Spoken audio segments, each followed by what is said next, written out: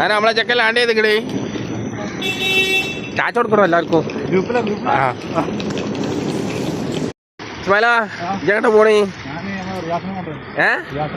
റിയാസിനെ കൊണ്ടുവരാനാ? റിയാസ് എവിടുന്ന് വരുന്നേ? അന്തമാനിന്നില്ല.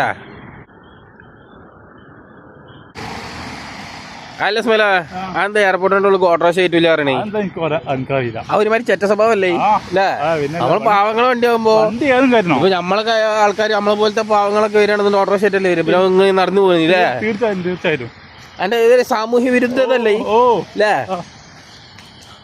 അങ്ങനെ ഇസ്മായിലിന്റെ ദോസ്തിനെ കാണാൻ വേണ്ടിയിട്ട് കോഴിക്കോട് എയർപോർട്ടിൽ അങ്ങനെ ഇസ്മായിലിന്റെ ദോസ്തിനെ കാണാൻ വേണ്ടിയിട്ടുള്ള ആകാംക്ഷയിലും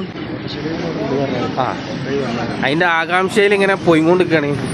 ഇസ്മായിലിന്റെ ദോസ്തിനെ 4 കൊല്ലം കഴിഞ്ഞിട്ടാണ് കാണുന്നത്. അതിന്റെ ഒരു എക്സൈറ്റ്മെന്റ് ഉണ്ടല്ലേ ഇസ്മായിലക്ക് അല്ലേ? 2 കൊല്ലം എന്താ 4 പറയാ?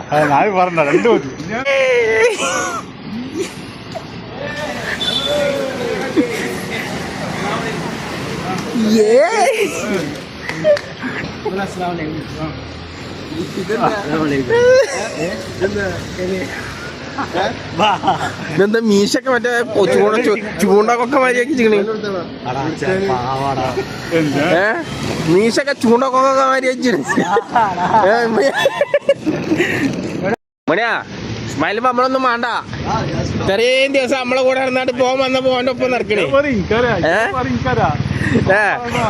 ഇത്രയും ദിവസം നമ്മളെ ഉണ്ടാവുള്ള ഇനി റിയാസ് വന്നപ്പോ എന്റെ പുല്ല എന്റെ പുല്ല നടുവില്. അല്ലെങ്കിൽ ഷെരീഫ് പറഞ്ഞ സത്യാണ്.